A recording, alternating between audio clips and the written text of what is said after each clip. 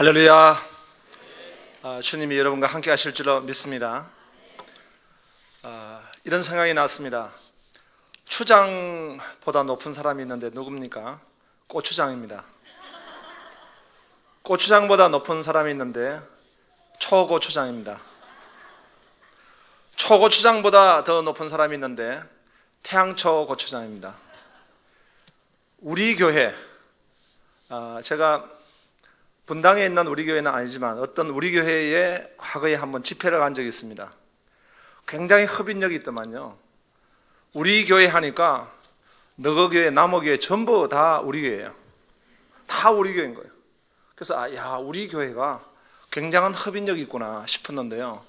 그 우리 교회보다 더 강력한 교회가 있는데 우리 교회입니다. 이름이 참 너무 좋습니다. 저는 서울에서 21년 전에 개척을 했습니다. 30평 되는 상가교회 개척했는데요. 교회 이름을 새술교회라고 지었습니다. 그랬더니 얼마나 술 취한 사람이 많이 왔던지요. 한 번은 우리 목사님들이 모여가 집회를 하는데 교회를 소개하는데 어떤 한 목사님이 안양 제일 큰 교회라는 거예요. 이름이 안양 제일 큰 교회. 지금도 있더라고요. 그래서 옆에 있는 목사님이 얼마나 모이시냐 물으니까 한 30명 모인대요. 그래서 목사님들이 막 웃었죠. 조금 있다가 또 어떤 목사님이 불국사 교회래. 불국사. 불국사 교회가 어떻게 불국사 교회냐 하니까 불국사 동 옆에 있는 불국사 동이 있대요. 불국사 교회. 그래서 얼마나 웃었는지 모릅니다. 그리고 조금 있다가 제 순서가 왔는데 새술교회 하니까 목사님들 다 웃으시는 거예요. 그래 제가 언젠가는 교회 이름을 바꿔야 되겠다. 그렇게 해서 화성에 11년 전에 왔는데요. 천막교회로부터 시작했습니다. 교회 이름을 주다산교회로 이렇게 했는데 우리가 전도할 때 그 아파트 입주하면 전도하는데 여러분들 많이 하셨겠지만은 엘리베이터 안에 이렇게 이름을 이제 교회에 붙입니다. 그러더니 누가 밑에다가 주자 밑에다 기억을 붙였습니다. 죽다산교회라고. 정말 죽다산 교회였습니다. 우리 교회 얼마나 좋습니까? 오늘 우리가 이 말씀의 제목은 열정적인 교회 일꾼입니다. 열정에 대해서 잠깐 나누고 싶습니다. 어떤 청년부가 아주 부흥하는 교회가 있었는데 그 청년 가운데 이 나이가 좀 든 청년 리더가 담임 목사님에게 와가지고 자기가 장가를 가겠다고. 그 장가를 가는데 그 옆에 데려온 자매를 보니까 자매는 또 나이가 굉장히 어린 자매예요. 목사님 생각에 순간적으로 이 도둑놈이다. 형제는 나이가 많으면서 어떻게 이 나이 어린 이렇게 자매를 얻었는가 속으로 그렇게 생각했대요. 그래서 이제 그 자매가 나오고 난 뒤에 그 청년부 리더에게 물었습니다. 아니 나이 차가 많잖아.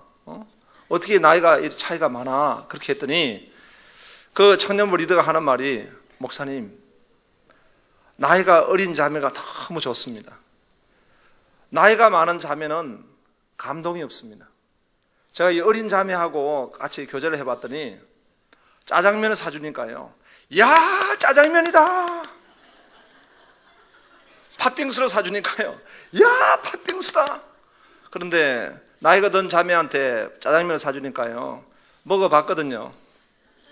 팥빙수 그거 다 먹어봤거든요. 별 감동이 없더라는 거예요. 그래서 맞다. 성도들이 감동이 있어야 하는데 열정을 잃어버린 성도는요 감동이 없습니다. 근데 제가 오늘 이렇게 이교구 우리 찬양하는 모습 보니까 열정을 느꼈습니다. 할렐루야. 열정이라고 하는 말은요 영어로 하면은 엔슈지애즘이라고 그럽니다. 그 라틴어로 보면은 엔티아스라는 거예요. 하나님 안에 있다는 거예요. 하나님 안에 있는 열정, 하나님 안에 있는 그 놀라운 것이 열정인 것입니다. 그래서 정말 그런 열정으로 충만하시기 원합니다. 그런데 오늘 우리가 이 본문의 말씀을 통해 가지고 한 열정적인 일꾼을 만납니다. 그 사람은 사도 바울입니다. 바울은 어떻게 해서 이렇게 열정적인 일꾼이 되었을까? 보니까 그거는요, 우리가 오늘 미처 읽지를 못했는데요, 골로새 1장 23절에 보니까 만일 너희가 믿음에 거하고 터 위에 굳게 서서 너희 들은 바 복음의 소망에서 흔들리지 아니하면 그리하리라. 이 복음은 천하 만민에게 전파된 바요 나 바울은 이 복음의 일꾼이 되었노라. 바울은 보니까요, 자기가 어떤 일꾼이냐? 복음의 일꾼이라는 것입니다. 이 복음이 바울에게는 얼마나 그를 뜨겁게 만들었고, 그를 참으로 거룩한 흥분을 가지게 만들었고, 자기의 생명을 드릴 수 있는 그런 놀라운 진리로 그런 만나게 된 것입니다. 여러분, 우리가 복음을 만나려면요, 하나님의 그 공의, 하나님의 그 공의를 우리가 먼저 만나야지만 이 복음의 그 은혜가 얼마나 큰지 여러분 우리가 느낄 수가 있겠습니다. 저는 요즘 우리 교회 새벽기도 회 때 에레미야서를 가지고 이렇게 강의를 하고 있는데요, 에레미야의 어떤 데는요, 뭐 성경마다 보면은 하나님의 그 심판도 있고 또 하나님의 축복도 있는 거예요. 그러나 에레미야 19장 같은데 이 말씀을 보면요, 하나님이 그 흰놈의 골짜기에서 옹기를 다 깨부수듯이 이 이스라엘 백성들을 다 하나님이 멸절시키겠다 말씀하신 거예요. 거기에 보면은 단 한마디도 하나님의 위로가 없습니다. 단 한마디도 소망이 없습니다. 그 원인 제공을 누가 했는가? 전부 다 이스라엘 백성들이 하게 된 것입니다. 하나님을 버린 것입니다.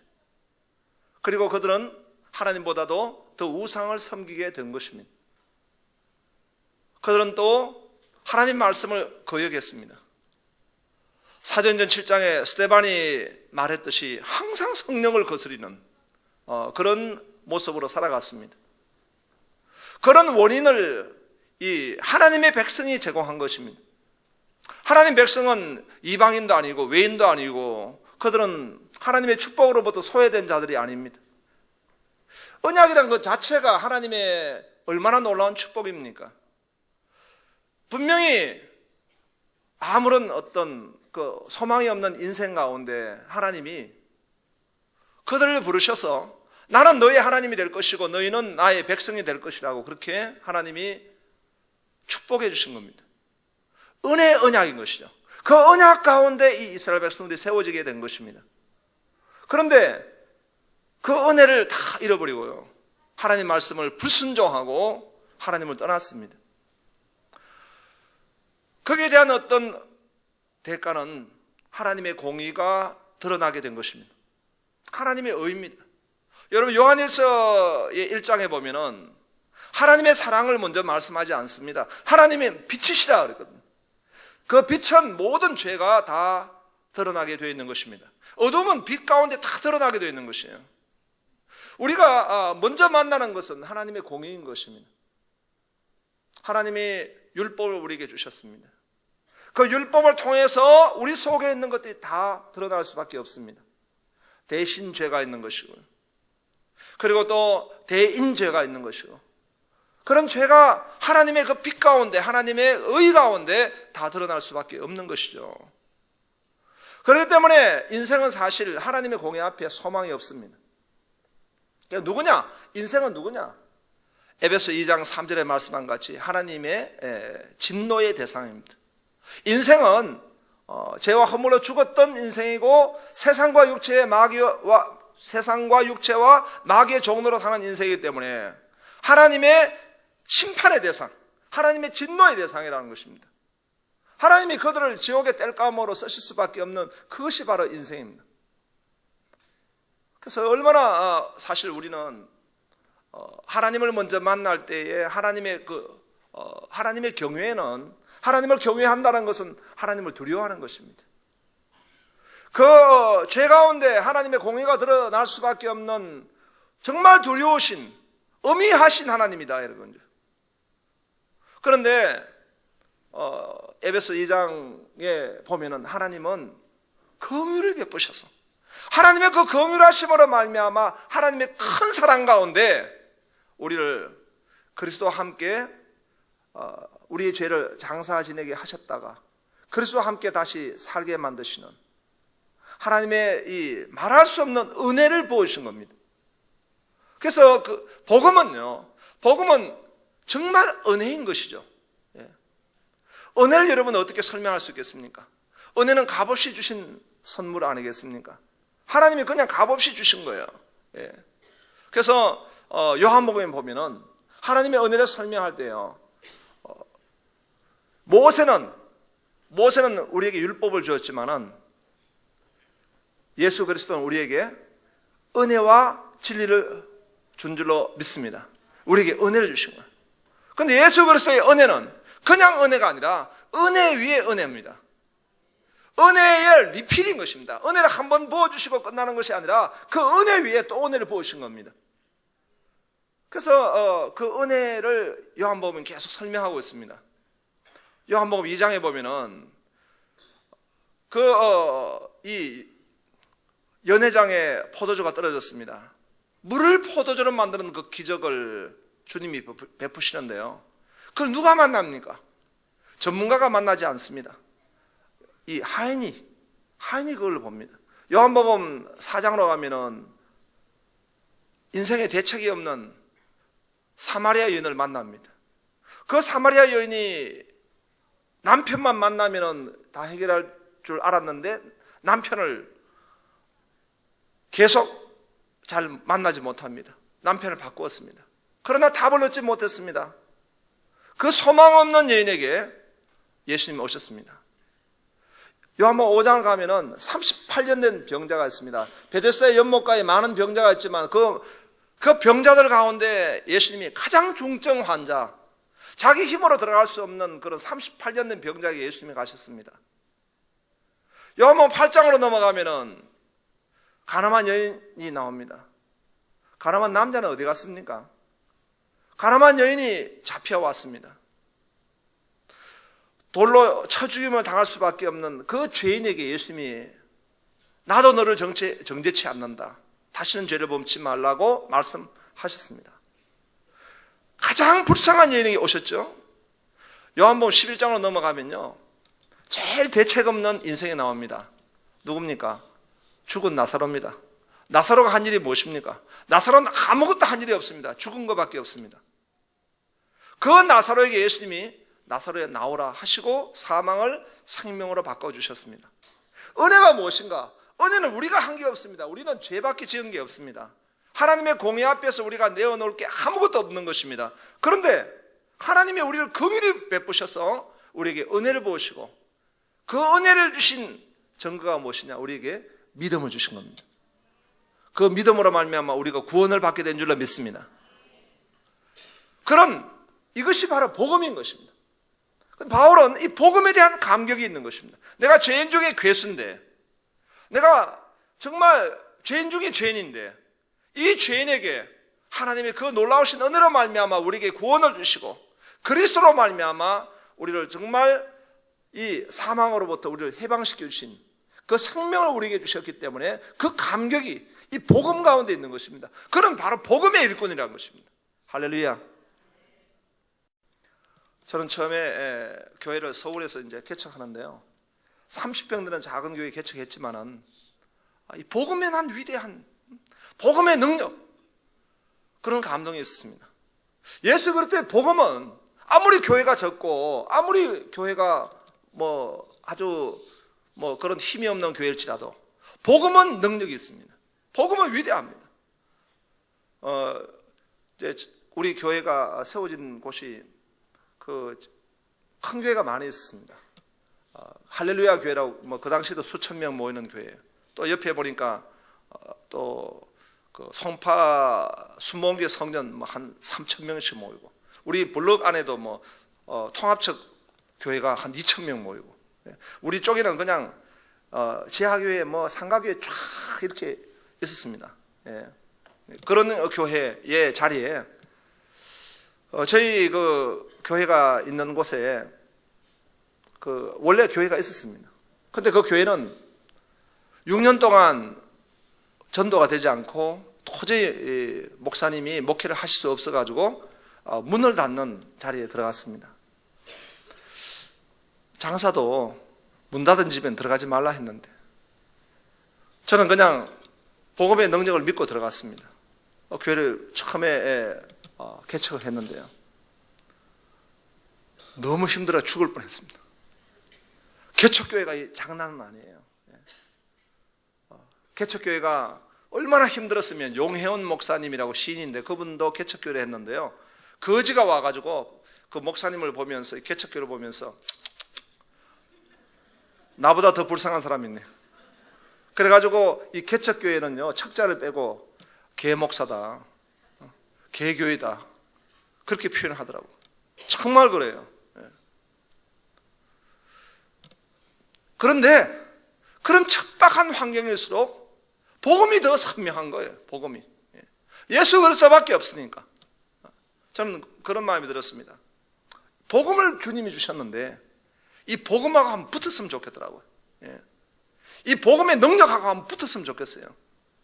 그래서 제가 프랑카드를 밖에 써붙였습니다. 병든 자, 환난당한 자, 마음이 원통한 자, 빚진 자 다 오시오. 그랬더니 주님이요, 네 믿음대로 될지어다. 그러니까 손 병든 자, 환난당한 자, 마음이 원통한 자, 귀신 들린 자 와가지고요. 제가 귀신 들릴 뻔했어요. 제가 전도사 때요, 우리 교회에 철야를 하는데 술 취한 사람이 왔는데 귀신 들렸어요. 철야 예배 마치고 난 뒤에 우리 담임 목사님이 4명 전도사를 부르더니 가서 좀 실천 먹기를 하라고 그러더라고요. 그래가지고 그 귀신 들린 사람 앞에 두고 4명이 밤새도록 귀신을 쫓아낸 거예요. 예수 이름으로 귀신은 나가라. 응? 그런데 그때 배운 게 뭐냐 하니까 술 취한 사람 귀신은 안 나가요. 술 깨고 난 뒤에 쫓아보내야 돼요. 그런데 우리는 모르고 그냥 예수 이름으로 귀신 안 나가라 밤새도록 새벽 4시까지 하니까요, 내가 갑자기 정신이 혼미해지면서 나도 모르게 귀신의 이름으로 명하는 예수야 나가라. 내가 귀신이 들려가지고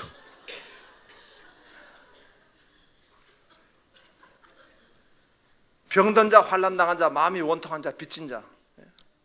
정말 서울에서 9년 동안 목회하는데요, 뭐 전부 병든 사람이에요. 병든 사람. 이 물병든 사람이 아니고요. 병 들어가지고 그냥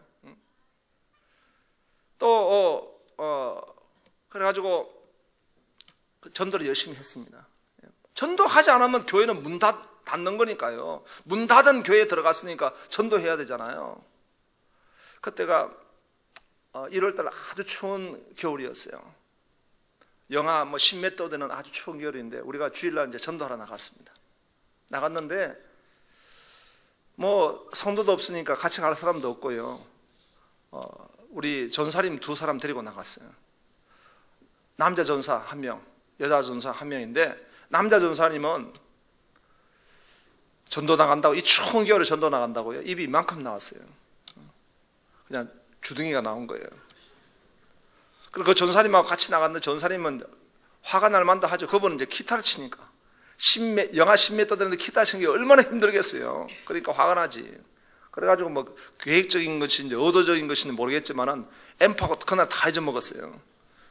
근데 여전사님은 신실해가 열심히 전도를 했어요. 나와 같이. 그 여전사님이 전도하는데 바로셀리나라고 하는 교양식 업소가 있어요. 그 교양식 업소가 지하에 있었는데 전사님이 들어가가지고 복음을 전한 거예요. 근데 마침 그때가 저녁 6시 가량 됐는데요, 그 주인이 혼자 사는 분이에요. 그러다 보니까 외롭고 하니까 저녁 때가 되면은 술을 한 잔씩 하는 거예요.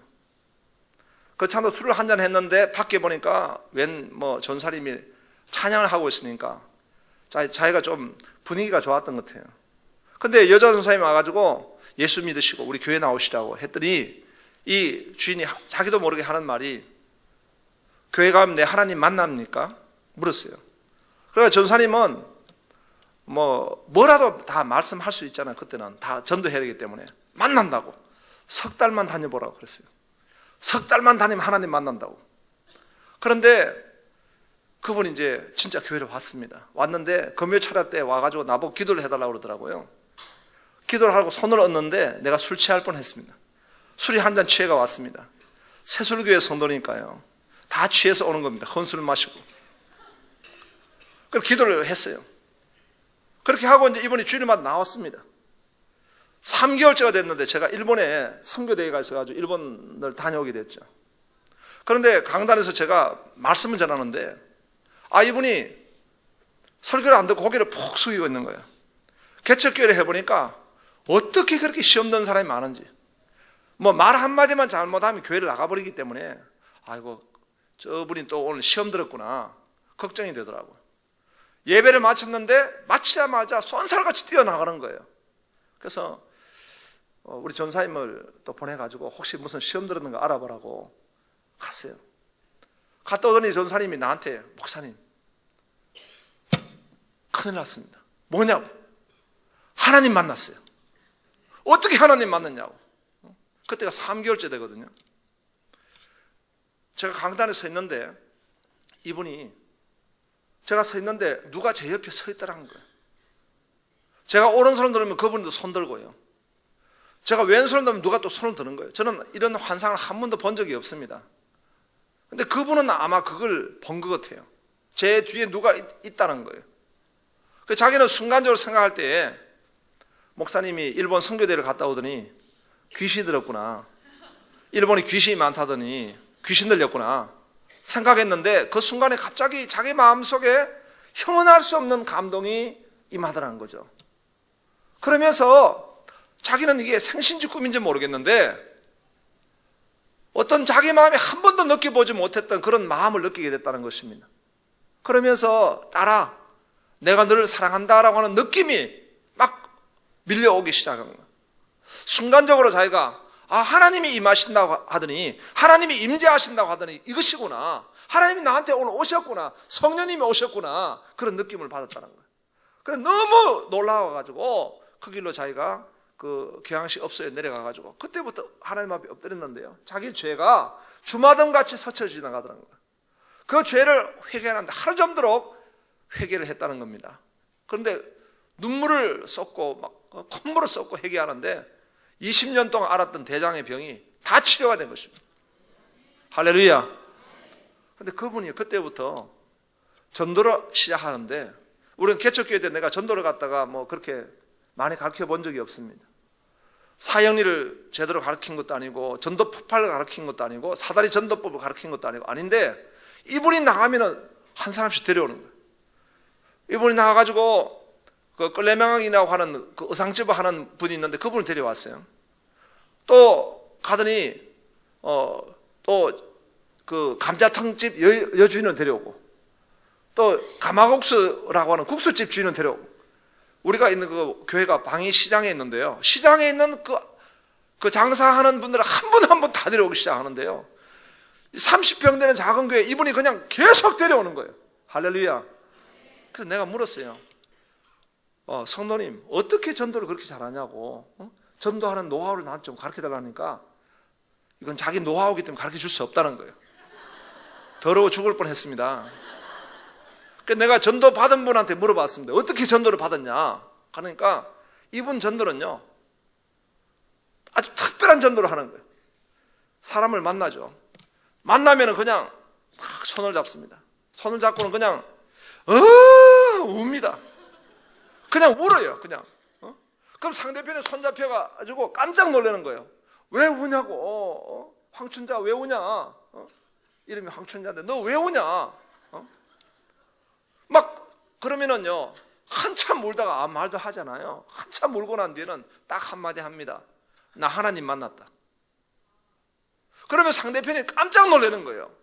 야 하나님 너 엊그제만 하더라도 나와 같이 소주 마시던 사람인데 오늘 보니까 하나님 만났다. 진짜 만난갑다. 그래가지고 듣는 사람이 목골이 송연한 거예요. 야 너 지금 정말 하나님 만났구나. 그리고 다음에 한마디 합니다. 너도 가자. 그럼 마치 지남철에 무슨 새부치가 끌려오듯이 줄줄줄 딸려오는데요. 그분이 전도해가지고 수십 명을 전도한 거예요. 우리 교회. 개척교회에 지금 한 명이 귀하지 않습니까? 그분이 전도해가지고 했던 분들이에요. 지금도 서울에서 여기까지 이사도 오고 그 딸도 지금 우리 교회 아주 일꾼으로 지금까지 이사를 왔습니다. 외국에 나갔다가도 우리 교회에 왔습니다. 할렐루야.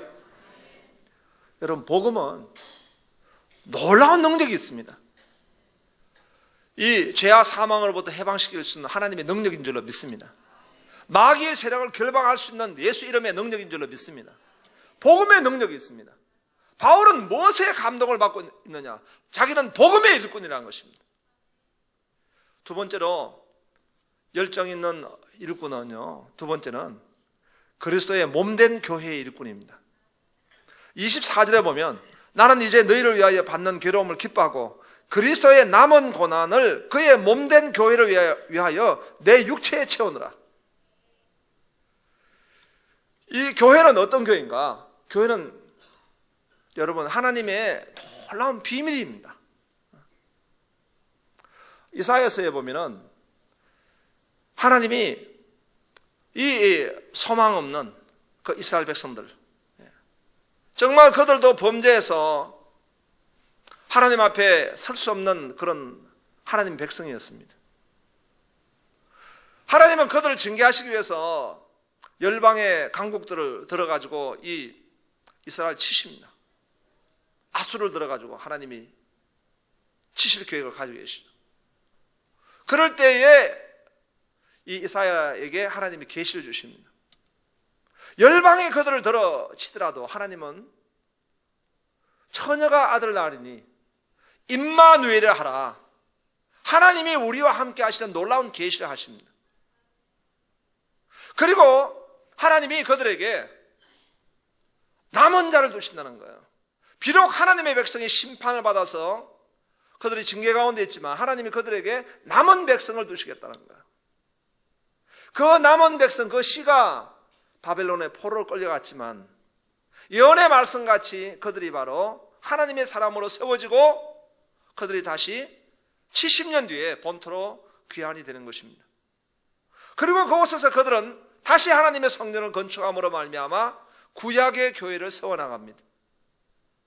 그런데 그것은 이 예언이 보면은 창틀에 털이 먼저 보이게 되는 것이고 그 뒤에 보면은 먼 산이 보이는 것과 마찬가지로 남은 자의 그 사상은요, 70년 뒤에 이 남은 자들이 돌아와서 이스라엘에 다시 성전을 회복하지만 그런 다시 그들은 하나님의 심판 가운데 로마에 의해서 멸망당하고 디아스포라 됩니다.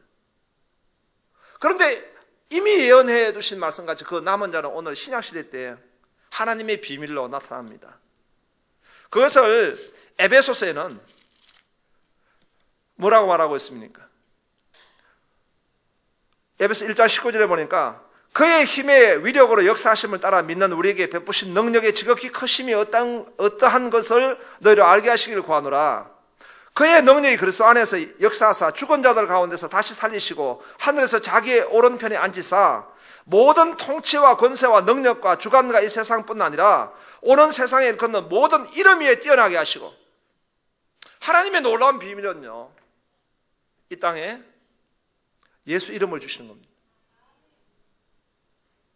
신약의 이 하나님의 은혜를 통해 가지고 예수 이름을 허락해 주시고요. 그 다음에 보면은 이 에베소 1장 22절에 또 만물을 그의 발 아래 복종하게 하시고 그를 만물 위에 교회의 머리로 삼으셨느니라. 여러분, 만물을 복종케 하시는 그 충만하심으로 이 땅에 뭘 세워두셨는가? 바로 이 땅에 신약의 교회를 세워두신 겁니다. 교회는요, 하나님의 히든 카드입니다. 하나님의 비밀입니다. 하나님의 놀라운 하나님의 도구입니다. 그냥 교회가 아닙니다. 교회는 하나님의 비밀입니다. 하나님이 이 땅에 능력으로 나타나시는 하나님의 놀라운 현장입니다. 하나님이 쓰시는 축복의 통로입니다. 그래서 1장 26절에 보니까 교회는 그의 몸이니 예수님이 바로 머리가 되시고 그의 몸이 바로 하나님의 교회인 것을 믿습니다. 교회는 여러분 얼마나 놀라운 것인지 모릅니다. 교회는 하나님의 비밀이 있는 것입니다. 하나님 놀라운 영광이 있는 것입니다. 저는요, 하나님의 교회가 얼마나 위대한지 모릅니다. 오늘 시대가 오늘 우리 그리스도인들을 정말 우습게 알고요, 하나님의 교회를 우습게 합니다. 저는 이번에 이 소치 올림픽을 보면서요, 많이 열받습니다. 대한민국은요, 여자가 없으면 소망이 없습니다. 남자는 전부 다 회개해야 돼요. 남자가 뭐 딴 게 있어야죠, 남자가. 우리 교회도 노회 체육대회 나가면요, 우리가 항상 뭐 1등 합니다. 우리가 7연패도 하고 뭐 계속 한 10연패 했어요. 근데 그 10연패를 누가 하냐? 전부 여자 성도님들이 합니다. 우리는 축구 족구는 다 치고요, 그냥 그 줄넘기, 우리 여자 줄넘기 우리가 하면 한 80개씩 합니다. 12명이 하잖아. 10개 돌리면 80, 옛날엔 100개씩도 하고 있습니다. 거의 뭐 우리가 뛰면은 북한 여군이라고 그럽니다. 여자들이 다 하는 거예요. 피고 하면은 거의 우리가 다 잡습니다. 남자들은 가서 늘 지는 거예요. 이 소치 올림픽이 그렇더라고. 근데 쓸만한 남자가 있는데 안현수라고. 이 1867년에요. 러시아가 정말 쓸모없는 한 땅이 있었어요. 그 땅에 군인들을 보내기가 아까워가지고요, 870만 불, 우리 개인적으로 보면 큰 돈이지만요, 국가적으로 보면 너무너무 적은 돈이에요. 870만 불로 한 땅을 팔아버렸습니다. 쓸모없는 넓은 땅. 그 땅이 뭐예요? 알래스카입니다. 2010년도 들어가지고요, 대한민국이요, 알래스카를 팔듯이 안현수를 팔아버렸어요. 지난번에 인터넷에 이런 게 나왔어요. 안철수 러시아에 귀환하다. 안현수를 잘못 써가지고. 안현수만 하면 요즘 밥맛이 없어요. 안현수가 러시아 깃발을 들고 막 휘젓는 거 보면요, 이게 지금 누구를 욕해야 될지 모르겠어요. 화가 나요. 그런데 나는 좀 더 그 원인을 거슬러 올라가 봅니다. 우리가 소치 전에 했던 올림픽이 있죠. 밴쿠버. 밴쿠버. 우리 교인들은 잘 모르는데요, 우리 교회 선생님들은 총명하세요. 그런데 밴쿠버에는 남자들도 메달을 많이 땄습니다. 나는 밴쿠버가 참 분위기가 좋았어요. 무엇 때문에 분위기가 좋았냐? SBS 해설자 때문에. SBS 해설자가 누가 있었냐니까, 그때 제갈성렬이라고 있었습니다. 이분이 유명한 해설자잖아요. 자, 우리 다 같이 띨시다. 하나 둘 하나 둘 하나 둘, 이렇게 유명한 분이었잖아요. 이분이 그 이성훈 선수가 1000m를 할 때 크라머라고 하는 네덜란드 선수가 실수로 하나를 그냥 이 침범을 하나를 놓쳐버렸죠. 한번 들어갔다 나왔다 해야 되는데, 그걸 놓침으로 말미암아 이성훈 선수가 1000m에서 금메달을 딴 거예요. 그 금메달을 따는 걸 가지고 제갈성렬 그 해설자가 갑자기요, 와, 주님의 뜻입니다, 하나님이 하셨습니다, 이랬어요. SBS에서. 그 길로 이분이요, 온 국민으로부터 욕을 바가지로 얻어먹고요, 그 한마디 때문에 잘렸습니다. 잘리고 이분이 그때 5억 원 광고를 계약을 해두었습니다. 그 광고도 그냥 잘려버렸습니다. 그 제갈성렬이 잘리고요, 그는요 이제 다 잘려가 백수가 된 겁니다. 극동방송에 간증을 하게 됐습니다. 그래서 자기가 이제 간증을 하는데 자기는 후회가 없다는 거예요. 왜? 이성훈 선수도 기독교인이고 크리스찬이고, 자기는 이건 정말 주님이 하신 거라는 거예요. 자기는 기도했기 때문에. 왜냐하니까 크라머라는 선수가 실수할 선수가 아닌데, 그 선수가 사실 금메달리스트인데, 그 실수로 말미암아 이성훈 선수가 금메달을 땄으니까 이번에는 실수하지 않았어요. 그 실수 때문에 금메달을 딴 걸 딱 보면서, 야, 주님의 뜻입니다, 자기는 정말 고백을 했다는 거예요. 그것 때문에 잘렸다는 거예요. 그 이야기를 하면서, 그러니까 그 인터뷰하는 분이 아나운서가 물었습니다. 예, 제갈 성렬 씨 그러면 뭐 앞으로 소원이 무엇입니까? 예, 저는 지금 노총각인데요. 장가는 못 갔습니다. 또 누가 좀 좋은 신부감이 있으면 소개해 주십시오 했어요. 근데 그때 그 방송을 듣던 어떤 권사님이 있었습니다. 이 권사님이 암에 걸려가지고 병원에 입원했다가 그 방송을 들었는데 자기 딸이 여자 의사입니다. 아주 그냥 신앙도 좋고 얼굴도 예쁘고 여자 의사인데 시집을 못 간 자매가 있었어요. 마음속에 탁 그냥 꼽히는데 저 사람이 내 사위구나. 그게 이루어져 가지고요. 장가 잘 가가지고 잘 먹고 잘 살고 있습니다. 그런데 그를 제갈 성렬 같은 사람이 이번에는 없더라고요. 기도하는 사람이 없어요. 여러분, 하나님의 교회는 주님의 몸입니다. 주님이 세우신 기관입니다. 할렐루야. 만물을 그의 발 아래 복종하게 하시고 그를 만물의 교회로 머리로 세우셨다는 거예요. 얼마나 놀라운 여러분 고백입니까? 그런 교회에 바울은 말합니다. 그리스도의 남은 고난을 그의 몸된 교회를 위하여 내 육체에 채우느라. 내가 교회의 일꾼 된 것은 하나님이 너희를 위하여 내게 주신 직분을 따라 하나님의 말씀을 이루려 함이니라. 내가 하나님의 교회의 일꾼이 된 것은 그것은 물론 교회에서 날 임명하시고 목사님이 임명해 주셨겠지만 그러나 거슬러 올라가 볼 때에 하나님이 나를 직분 주시고 하나님이 세워주신 줄로 믿습니다. 주님의 몸된 교회를 섬기라고 주님께서 세워주신 겁니다. 얼마나 여러분 놀라운 것입니까? 바울이 주님을 만날 때요, 그런 주님을 거역하고 주님을 믿는 사람을 잡아서 죽이려고 했습니다. 또 죽이기도 했습니다. 그러나 그가 다메섹 도상에서 예수님을 만나고 난 뒤에 예수님 만나고 난 뒤에 단 한마디 물었습니다. 주여 누이시니까? 나는 네가 핍박하는 예수니라. 그 다음에 무슨 말 했습니까? 주여 내가 무엇을 하리까 그랬어요. 살아계신 하나님을 만난 사람은요, 내가 무엇을 하리까가 나오는 것입니다. 여러분, 하나님 살아계십니다. 하나님 전능하신 분입니다. 그 놀라우신 하나님이 바로 나의 아버지십니다. 그 예수님이 나의 주님이십니다. 그 하나님을 만나면은 우리가 무슨 다른 말이 필요합니까? 그 하나님을 만날 때 우리는 어떤 설명이 필요 없을 줄 압니다. 청와대 대통령을 만난 적이 있어요. 이명박 대통령이 장로이기 때문에 예배를 드려달라고 그래가지고 가서 예배 드린 적이 있습니다. 대통령을 만나러 갈 때도 제일 좋은 옷을 입고 또 제일 좋은 넥타이를 메고 또 제가 좀 그 집안하고 교제가 있어가지고 그 동생이 우리 교회 전사님이었어요. 제가 그 동생을 중국에 선교사로 파송했기 때문에 그 집하고 인연이 있어요.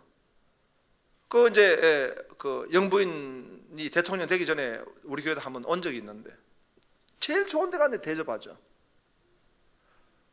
여러분, 세상에 그런 힘을 가지고 있는, 세상에 어떤 권력을 가지고 있는 사람도 우리가 귀하게 여기죠. 하물며 천지를 창조하시고 만물을 주관하시고 역사의 주재자이시고 그 놀라우신 하나님, 경이로우신 하나님이 바로 나의 아버지가 되셔서 우리에게 오신 겁니다. 그리고 하나님이 당신의 몸으로 세워주신 기관이 하나님의 교회인 줄로 믿습니다. 교회를 섬기는데 어떻게 감격이 없고 어떻게 감동이 없겠습니까? 저희 교회는 이제 30평 되는 작은 교회에서 시작해가지고 교회가 가는 곳마다 부흥을 했습니다. 그래서 2년 뒤에 저희가 지하 87평 교회에 갔었고요. 또 2년 뒤에 저희가 또 100평의 이제 상가교회를 얻었습니다. 그리고 이제 거기서 몇 년 있다가 화성에 2001년도에 왔습니다. 올 때에 서울에 있는 그 교인들이 18가정이 이쪽으로 이사를 왔습니다. 서울에 파락군이잖아요. 그 파락군을 버리고 이쪽으로 이사를 온 것입니다. 그래서 천막교회, 저희가 천막교회 2001년도에 한 70명이 천막교회에 모여서 시작한 교회입니다. 그 18가정이 이사를 오면서 목적은 단 하나입니다. 교회를 섬기기 위해서. 주위에 있는 분들이 혹시 이단이냐고 묻더라고요. 여러분, 교회를 섬기기 위해서 정말 그리스도의 남은 고난을 감당해 볼 수 있잖아요. 교회 때문에 이사해 볼 수 있잖아요. 그게 저희 교회는 하나의 스피릿이 됐습니다. 영성이 되고 신앙이 됐어요. 교회를 위해서. 그분이 기초가 되니까 그 다음에 오는 성도님들이 그걸 본받더라고요. 아, 교회를 이렇게 섬기는구나. 교회 때문에 이사 가는구나. 교회 때문에 헌신하는구나. 교회 때문에 내 모든 걸 들여보는구나. 그리스도의 몸된 교회의 일꾼입니다. 마지막으로 열정적인 일꾼은 성령의 능력으로 일하는 일꾼입니다. 27절에 보면 하나님이 그들로 하여금 이 비밀의 영광이 이방인 가운데 얼마나 풍성한지를 알게 하려 하시며 이 비밀은 너희 안에 계신 그리스도시니 곧 영광의 소망이다. 우리가 그를 전파하여 각 사람을 권하고 모든 지혜로 각 사람을 가르치면 각 사람을 그리스도 안에 완전한 자로 세우려 함이니. 여러분, 이게 바로 교회입니다. 교회는 바로 복음을 전파하는 곳이고요, 또 진리를 권면하는 곳이고 지혜로 각 사람을 가르치는 곳이고요, 그리고 그들을 정말 하나님의 형상을 회복한 사람으로 세워가는 것입니다. 전하고 가르치고 세워가는 것입니다. 그런데 여러분, 전하고 쉽지 않습니다. 쉽지 않죠, 전하는 게. 아무도 대꾸를 안 하시고 보니까 쉬운가 봐요.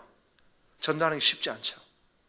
여러분, 각 사람을 다 가르쳐서 세워나간다는 게 쉬운 게 아닙니다. 목사님들 목회가 쉽지 않아요. 여러분, 리더들이, 우리 평신도 리더가 쉽지 않아요. 교사, 여러분 쉽지 않습니다. 교사를 우리가 3D 업종이라고 그러죠. 3D. 딴 사람은 다 놀아도 교사는 못 놉니다. 우리가 주님의 일을 하는 게 쉽지 않아요. 그렇기 때문에 오늘 현대교회는요, 쉽지 않습니다. 고든 맥도날드라고 하는 미국의 유명한 목사님이 있는데요, 그분이 내면 세계와 영적 성장이라는 아주 명제를 썼어요. 거기에 보면 사람들이 있는데 사람의 종류가 어떤 종류가 있느냐? 가장 이제 귀한 사람은 VRP라는 거예요. VRP는 Very Resourceful People, 생산적인 사람, 재생산한 사람. 그 다음에 또 능력 있는 사람은 VIP라는 겁니다. Very Important People. 그 교회에 아주 중요한 역할을 하는 사람이라는 거예요. 근데 보통 어떤 사람이냐? Very Nice People이라는 거예요. 사람은 좋다는 거예요. 사람은 좋지만 그런 능력이 없어요. 사람 좋아가지고 여러분, 우리가 복음을 전가할 수는 없는 거예요. 그런데 가장 문제가 되는 사람이 뭐냐? VDP라는 거예요. Very Dry People이라는 거예요. 다 말라 비틀어진 사람인 거예요. 여러분, 오늘 우리 한국에도 많은 교회가 VDP로 전락하고 있습니다. 점점 사람들 심령에 이제 지금 열정을 잃어버리고 있는 거예요. 열정이 없는 교회, 열정이 없는 성도들은요, 어떻게 전파하고 권하고 가르치고 어떻게 완전한 자로 세울 수 있겠습니까? 할 수 없는 겁니다. 전도한다는 게 여러분, 내가 열과 성을 쏟지 않으면 안 됩니다. 여기 우리 지금 와우리교도 전도를 많이 하시더라고요. 그만큼 희생이 있는 거예요. 헌신이 있는 거예요. 여러분, 여기 또 보면 이렇게 교구가 세워지고 셀이 세워진다는 건요, 가정교회가 세워지는 것은 그냥 쉽지 않습니다. 리더가 헌신하고 있습니다. 교회는 헌신해야 되는 거예요. 하늘의 미랄이 땅에 떨어져 죽어야 많은 열매를 맺을 수 있을 줄로 믿습니다. 죽지 않으면 열매를 맺을 수가 없는 것입니다. 이건 죽으란 이야기입니다. 그래서 몸된 고난을 남은 고난을 교회를 위해서 내 육체에 채운다는 것은요, 그건 헌신하는 것입니다. 죽는 것입니다. 근데 그걸 어떻게 할 수 있냐는 거예요. 29절에 답이 있습니다. 이를 위하여 나도 내 속에서 능력으로 역사하신 이 역사를 따라, 할렐루야, 능력으로 역사하시는 이의 역사를 따라 힘을 다하여 능력을 받아야 하는 것입니다. 성령의 능력으로 일을 하는 것입니다. 성령 충만, 성령의 불을 받아야, 성령의 은사를 받아야 일을 할 수 있는 줄로 믿습니다. 성령의 불을 받지 않으면 못하는 것입니다. 저는 교회를 처음에 개척해가지고 저도 제자훈련을 열심히 했습니다. 제자훈련을 할 때 제가 제일 기억이 나는 한 성도가 있습니다. 이 성도는 아주 가난하고 그리고 아주 배운 것도 없는 그런 여자 성도님이었습니다. 새술교에 오니까 당연히 교회 오기 전에는 소주를 하루에 2병씩 까는 그런 여자분이었습니다. 이분이 우리 교회를 와가지고요, 설교를 자세히 듣더라고요. 설교를 자세히 듣더니 그 다음에 제가 제자 훈련을 한다니까 그분이 왔어요. 3년 동안 제자 훈련을 받는데요, 제자 훈련이 끝나고 난 뒤에 저한테 받은 그 내용을 노트로 다 필기해가지고 한 몇 권의 노트를 책으로 만들어서 코팅을 해가지고 나한테 딱 주더라고요. 정말 훈련을 잘 받은 거죠. 그런데 남편이 이상한 사람입니다. 남편이 교회를 간다고 얼마나 핍박하는지 마치 뭐 그냥 중앙정보부 안기부에 끌려간 것 같아요. 남편하고 사는 게. 세숫대야에 물 떠나놓고 그냥 고기 쳐박아가지고 고문하듯이, 물고문하듯이 하고, 산으로 끌고 가가지고 목을 졸아가지고 그렇게 죽을 뻔도 했고요. 담뱃불로 찢기도 하고요. 매를 구타도 하고. 얼마나 힘들게 하는지 모릅니다. 그 남편은 딱 2가지 요구합니다. 예수 믿지 마라. 그리고 특별히 새술교회 나가지 마라. 기분 나쁘다. 마귀가 아는가 봐요. 은혜가 충만하면 마귀가 더 역사하는 거예요. 그 교회 가지 말라는 거예요. 근데 이분은요, 정말 정확하게 제자 훈련을 받았습니다. 여러분, 독일의 순교자 본 헤퍼가 제자는 뭐라고 그랬습니까? 제자는 예수님을 위해서 죽을 수 있는 사람이 제자라고 그랬어요.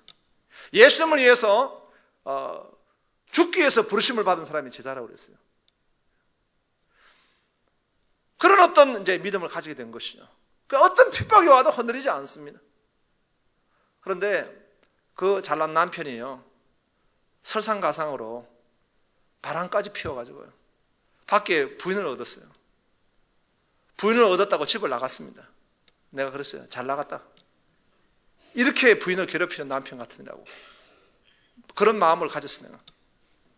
그런데 나가서 한 2년 있다가 전화가 왔습니다. 여보, 내가 집에 들어가면 안 되겠냐고. 밖에 사는 게 너무 힘들다고. 들어오라 했더니 밖에서 얻은 여자까지 데리고 들어왔습니다. 그래 큰 방을 빌려주고 이 자매는 작은 방을 이제 들어가게 된 것입니다. 그 집도 뭐 조그만 아주 코딱지 같은 집안에 그 달동네에 있는 큰 방을 이제 둘째 부인한테 내주고, 자기는 원부인데도 불구하고 갓방에 지금 사는 것입니다.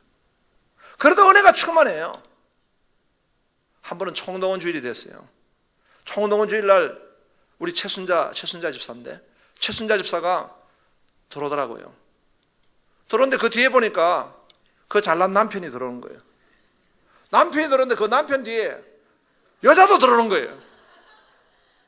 그리고 여자가 낳은 아이들 다 데리고 들어오는 거예요. 근데 깜짝 놀래가지고, 지가 무슨 아브라함이냐. 그래서 내가 놀래가지고 예배가 끝나고 난 뒤에 물었습니다. 최 집사님, 아니 어떻게 된 거야? 어떻게 오늘 남편도 나오고 어떻게 저 여자도 왔어? 그러니까 싹 웃으면서 하는 말이, 목사님, 오늘은 총동원 주일입니다. 내가 아멘 했습니다. 그러면 그 남편이 회개하고 예수님을 믿어야 하는데, 남편은요 계속해서 핍박합니다. 마침내 이 부인을 갖다가 강제 이혼을 시켰습니다. 위자료도 하나도 주지 않고 그냥 부인은 떠났습니다. 이제 이 부인은 갈 데도 없기 때문에 우리 교회에 늘 와 있습니다. 그런데도 나는 지금까지 20년 이상 목회하면서 예배 드릴 때 이 자매만큼, 이 집사님만큼 충만한 사람 못 봤습니다. 너무너무 은혜가 충만한 거예요. 찬송하는데 그냥 앉아서 못합니다. 2손 들고 찬송하는데요, 다른 사람이 미안해할까 싶어서 뒤로 돌아가 나갑니다. 나가서 저 뒤에서 2손 들고 눈물로 하나님을 찬양하는 겁니다. 말씀을 들을 때 너무너무 은혜를 받습니다. 성령 충만합니다. 그때 우리 교회가 성막론을 집회했습니다. 제가 새벽 집회 때 성막론을 가지고 설교를 쭉 했는데요, 그 새벽 집회가 끝났습니다. 1999년도에 한 11월 달 정도 됐는데요, 이번에 새벽 기도 할 때마다 날마다 새벽에 자기가 직접 봉투를 만듭니다. 너무너무 가난한 성도님이기 때문에 헌금은 많잖아요. 1,000원을 넣어가지고. 근데 봉투는 크게 만듭니다. 그리고 그 봉투 이렇게 쓰더라고요. 하나님, 우리 목사님, 하나님, 우리 교회 건축하게 하옵소서.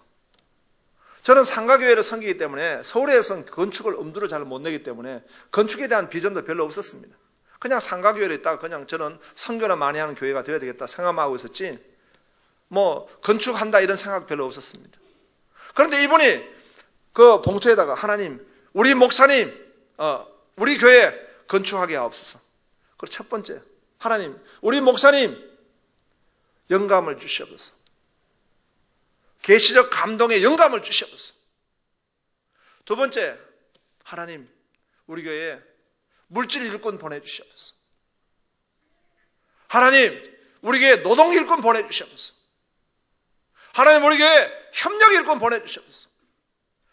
그 봉투를 날마다 봉투를 쓰는 거예요. 그리고 날마다 올리는 겁니다. 나는 당시에 건축에 대한 비전이 없었습니다. 근데 계속 내가 보지 않습니까? 하나님, 건축하게 하옵소서. 최순자 집사가 나보다 훨씬 나은 거예요.